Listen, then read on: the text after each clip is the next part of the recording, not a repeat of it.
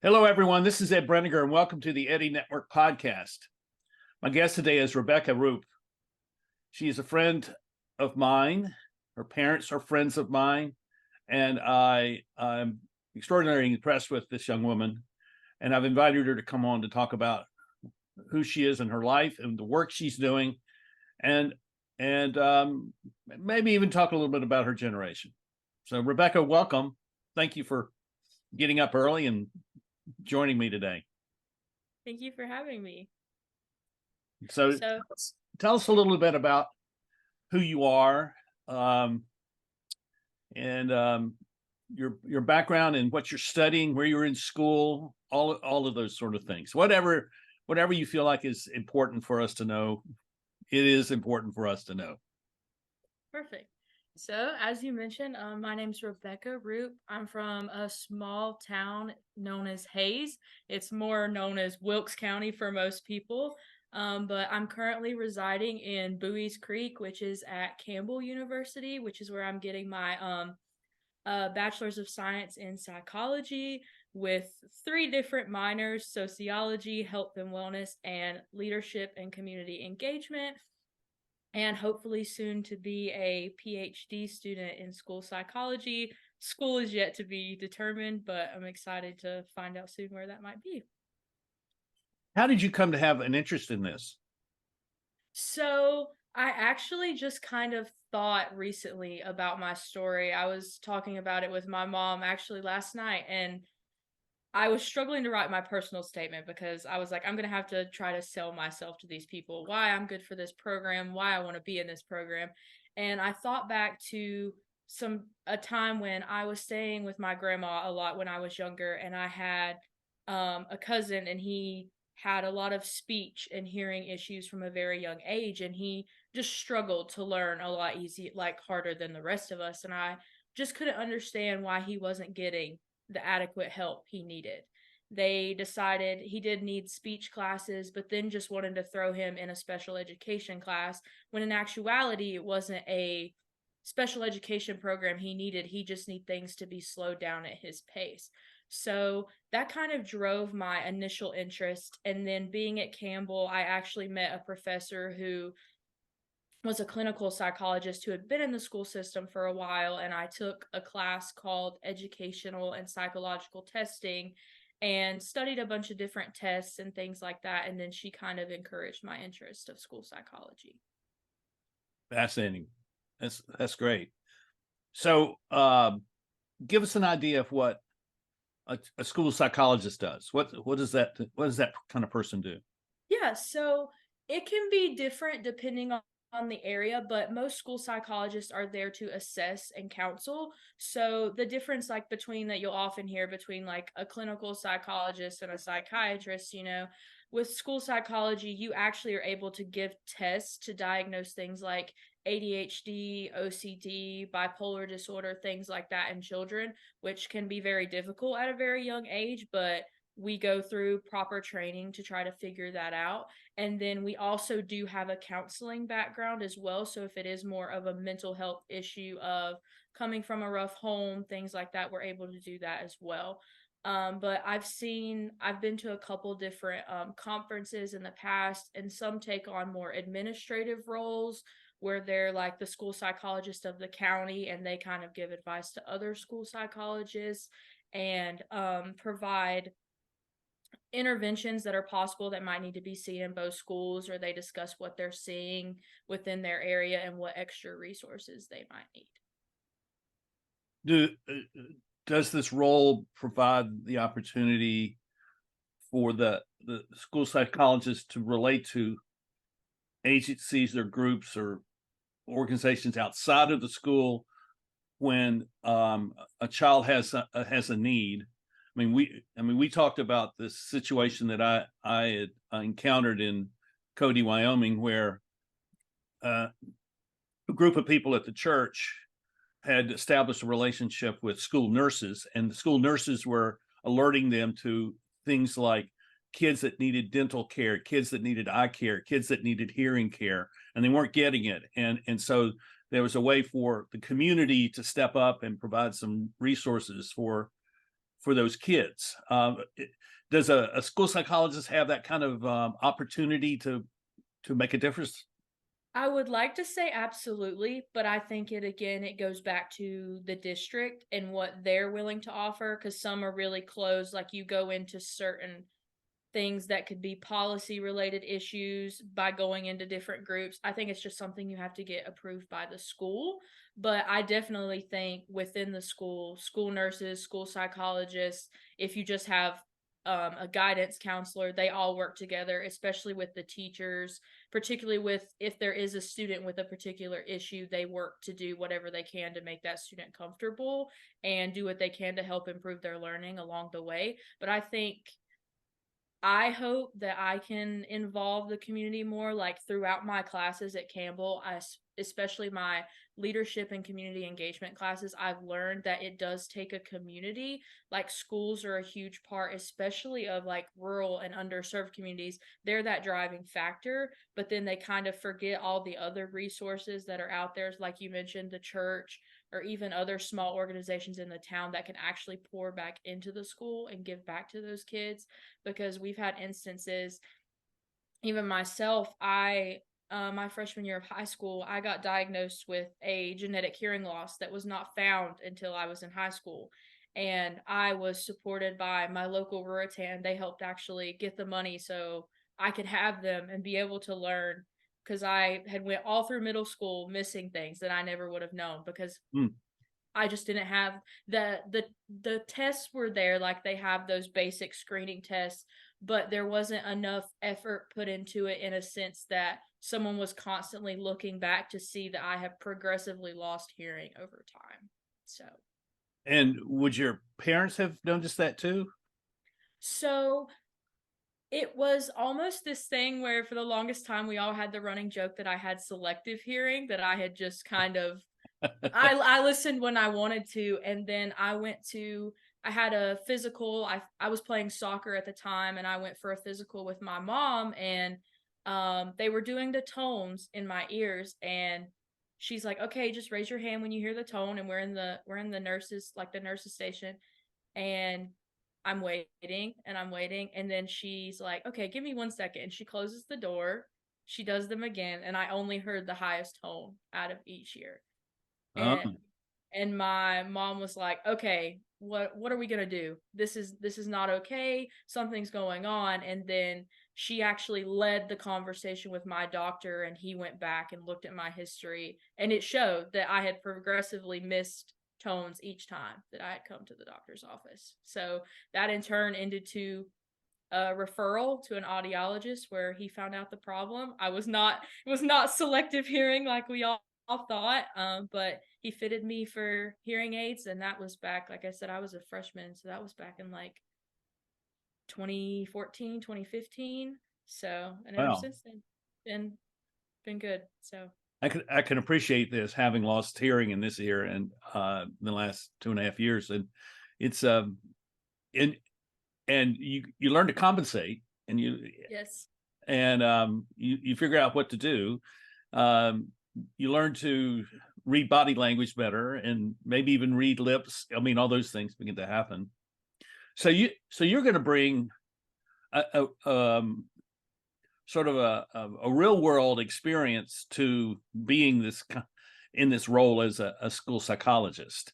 So you're going to have a lot more empathy for the students than maybe you would ordinarily have. Do you think that's accurate?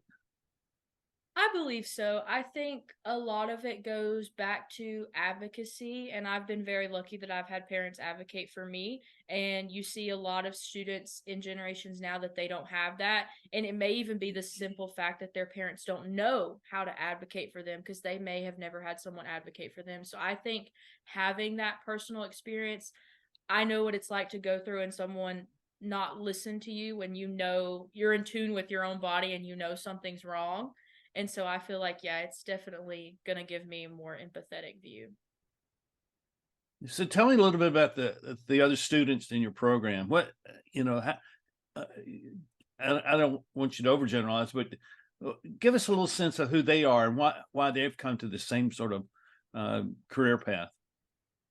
I think It's a little more difficult with a lot of the people that are in my program. The psychology department is kind of small. We don't have, I wouldn't necessarily say we have a small number of students, but it is smaller than your typical like business.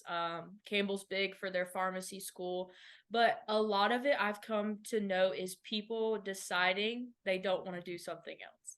They start off Yeah. as a bio pre-med major, and then they're like, okay, well, I took a psychology class, I liked it better, I'm going to take that. But then what ends up happening is they have no idea what they want to do with it, because most people think that once you get a bachelor in psychology, you have to do something else. Like you have to get a master's, you have to get a PhD, or you're not going to be able to use it. And that's not an accurate representation. There are actually quite a few things you can do with that. But if it is like you're doing the profession for a money base goal, obviously you're going to have to go beyond a bachelor's, but you can actually be a behavior technician with just a simple bachelor's degree. But I think a lot of it is even early on, like I talked to some people like older than me when they found out I was a psychology major. They're like, "Oh, well, what are you going to do with that?" Back in my day, that was what you did when you had no idea what you wanted to do. That it was just kind of what some people would now call a business major. Like it's a very just simple kind of place to start for you to figure out where you want to go with it. But I think more and more, considering all the things my generation has had to go through, such as like COVID and this new kind of like way the world is working, a lot of students are geared toward clinical. They want to do that counseling piece, or they want to just do mental health counseling, which requires a master's, so they can actually reach people that need help. So you're telling me that your generation wants to have more engagement with people, Yes. and kind of give me an idea why that is. I mean, you've said something already, but I'd like to hear more of that. And let me just say this to the audience. You know, you're what, 21? Yes. Okay, so you're a Gen Zer. Mm-hmm. I really like the Gen Z generation, and I think they're, in my lifetime, they're the most maligned generation of all. Not even millennials like you all. It's funny. It's such Yeah. a funny thing. Um, so I believe in this generation, and so I really want to hear you tell us more about the sort of the values that Gen Zers have about the future. And um, let me just say one other thing. So I interviewed a group of students, college students, university students from Switzerland, talked for about 2.5 hours, and I emerged from that, and I'm curious as to what you think. Three things emerged from that. One is that they're disappointed in the way the world works. Second is they have a genuine fear about the future. And three is they want to know what it means to have purpose. I absolutely agree with all three of those things, and definitely find myself debating that on a daily basis. Oh, I, I, about that. I, yeah, I feel like for one, I feel like you're right. It does seem like almost every other generation does not like mine. It's because we are so new, things kind of started with us, but I think people also lose sight of all the things we've had to experience and how we've had to go through. Like, I tell some people sometimes I wish I was born in a different time. I feel like it would have been easier if maybe I was born when my parents were, or even their parents, when in actuality it might not have been easier. But because all of the things we have now, like technology, social media, there's so many more things now that I feel like makes it easy to attack yourself and others and bring just the whole world down with you. And we see that every day. And I feel like, myself included, that I kind of get this idea sometimes from other people, especially people that are older than me, that they don't think I'm worth that much. And so I'm constantly trying to prove to them that I am, and that I'm trying to, as cliche as it may sound, but change the world to make it better to what it is now, because it is a very, very difficult, hard world that we're living in now. And I think a lot of people get stuck in their own day to day and don't realize that. But I think Campbell has given me a great way to kind of find out my purpose in the way that they really do focus on the Christian mission of finding your calling and your vocation. And so they give you the opportunity to take a bunch of classes because what people don't like, when obviously when people ask you, they're like, "Oh, what do you want to do with your life?" Everyone gives a job. "Oh, I want to be a school psychologist. Oh, I want to be a nurse. I want to be a doctor." But that's not necessarily what your calling may be. I always tell my calling is to help people no matter what the area of expertise, whether that's in my daily life or whether that is being a school psychologist. But I think that's definitely helped me with the purpose piece, for sure, which a lot of people I don't feel like get. um, so I'm grateful for that piece at least. I thought a lot about this over the years, and I'm still um thinking this through. So I kind of see purpose as, this is why I do things. This is, and but from that becomes there comes a mission, and this is what I'm going to do with my why.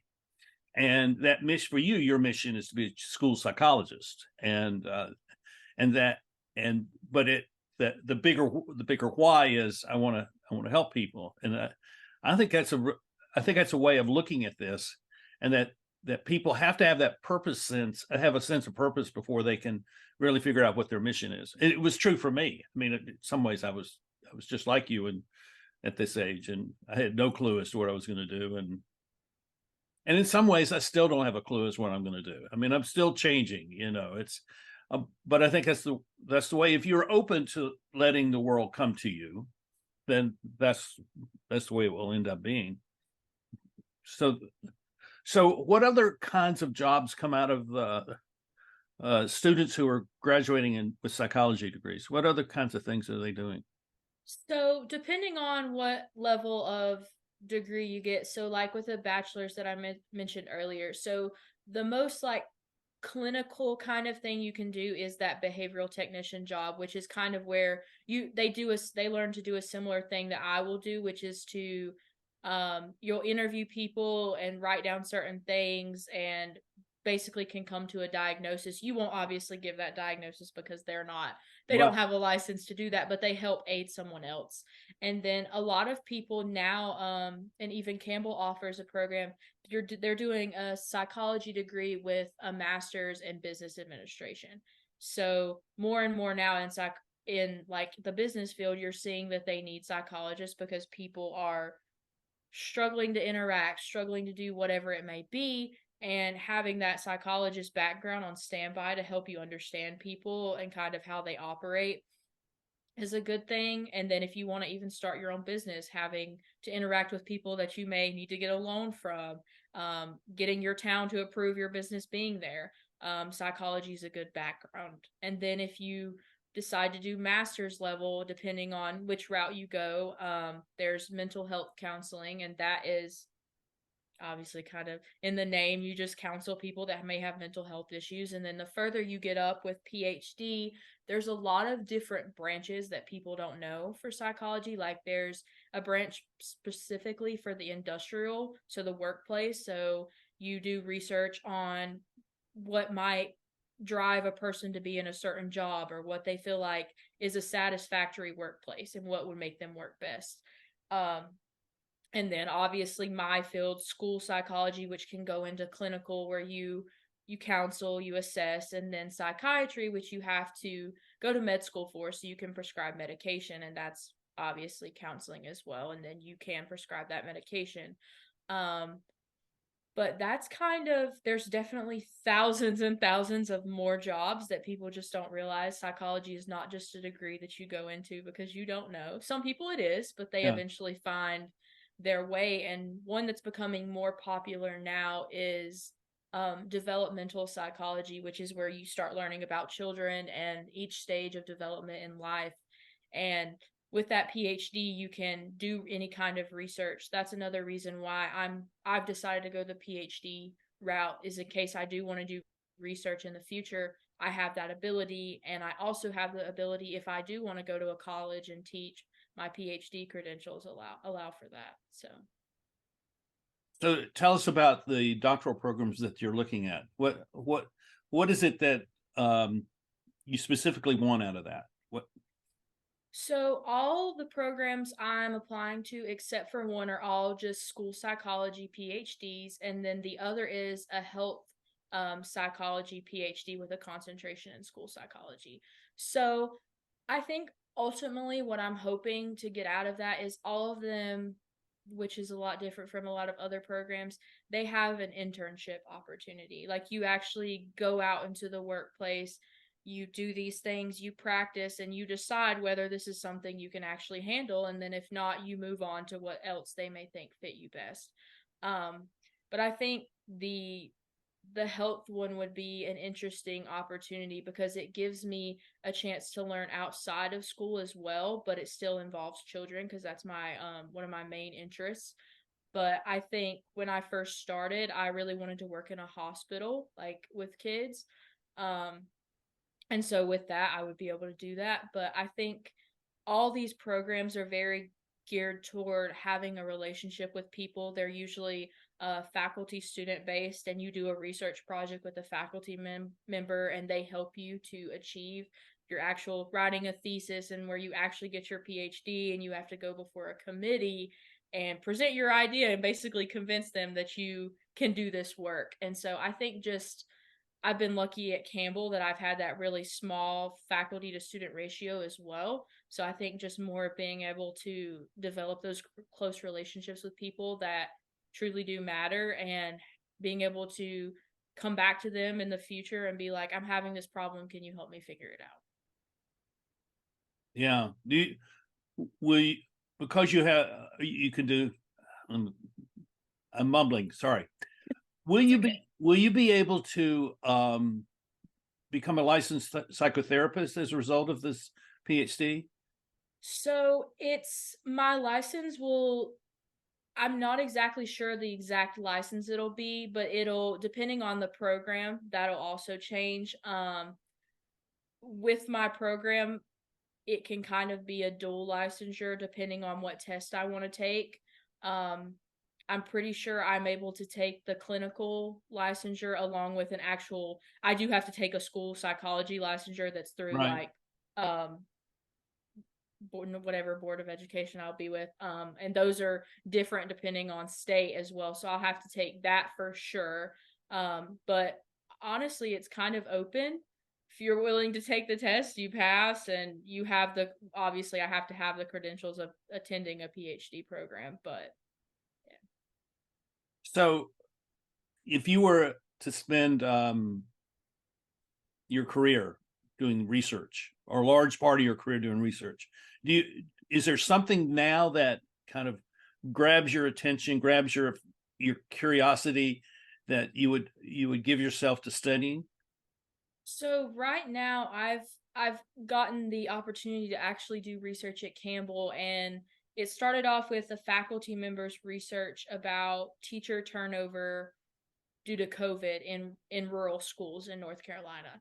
And that kind of sparked me to do my own interest of like, are teachers actually prepared for crisis situations and how do they help these students in these environments? And so I've kind of developed an interest in crisis situations, particularly in rural areas, because they lack certain supports that urban schools may have just with funding, because a lot of your funding for rural comes from your local governments, your county commissioners, things like that. So finding out how we can kind of become on the same wavelength and provide support that so that it's more equal, I would say, is my kind of interest at the moment. I also got another opportunity to work with Campbell's prison education system, and that kind of sparked my interest as well, and possibly working with those that are in the juvenile prison system. But I've definitely kept myself open. I've got a lot of interest, so I think getting into my PhD program will definitely help me nail that down, depending on the faculty member that I'm paired with. But I'm definitely open to a lot of things at the moment. And you had some experience going into a prison, right? In that, Yeah, yes. tell us about that.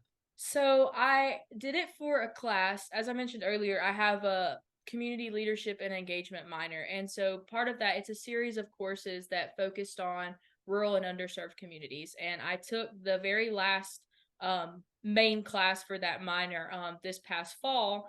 And so a part of it is that we get to do our own community engagement project.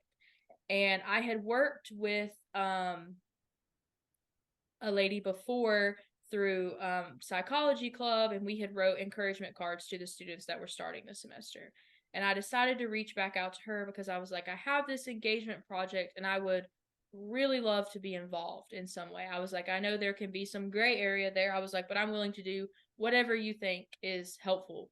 And so we were in contact a couple times, and she decided that because of another position I'm in on campus, I teach a freshman seminar class. She was like, I would love for you to come talk to the students about what it means to learn, how we do that, and how we do that successfully. So I created a little presentation and sent it back to her. And then within the next week, I was at Sampson Correctional. And I think there was a lot of nerves for a lot of the other people around me, except for me. I was not nervous. I was like, these are people. I was like, yes, they're in there for a reason. Yes, it might have been bad things. I was like, but they're not.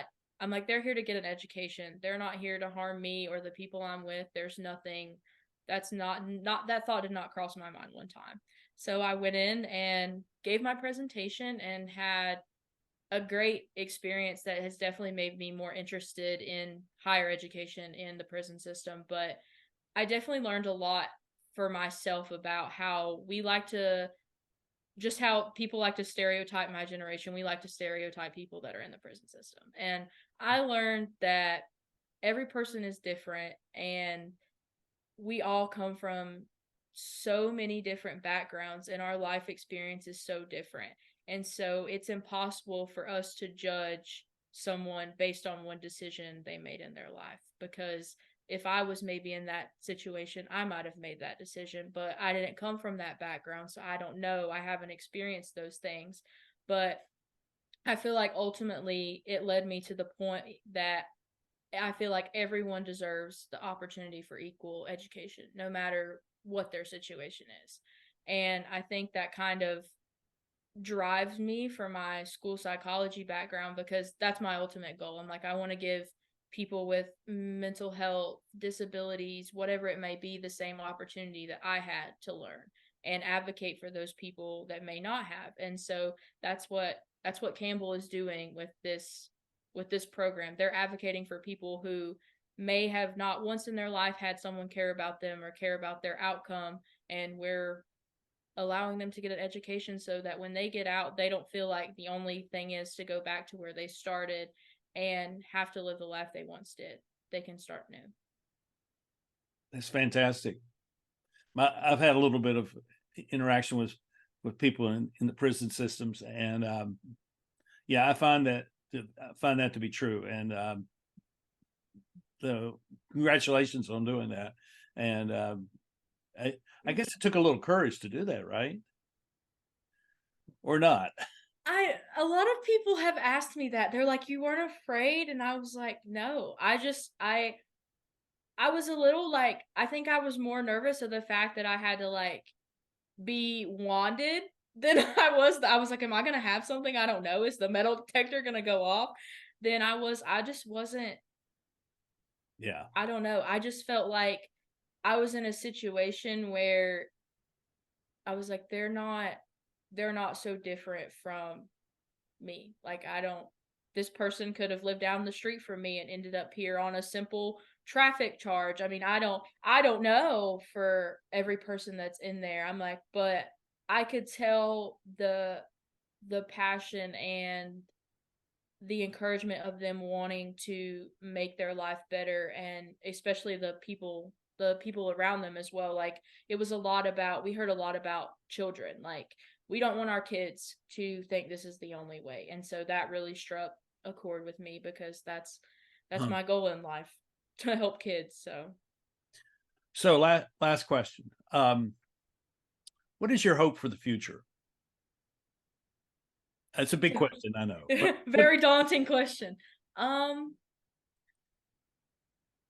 I would say that I just hope that one day we can become more understanding of one another. I think with the world, with the way the world is right now, we take so much time on small issues that really don't matter. Like, it's one person's opinion, and at the end of the day, you're probably not going to change it when we have bigger things we could be focusing on. Things that matter and things that affect our daily lives. Like, for instance, my big thing now is our teacher force is slowly dwindling. What are we going to do when we don't have people to teach our kids?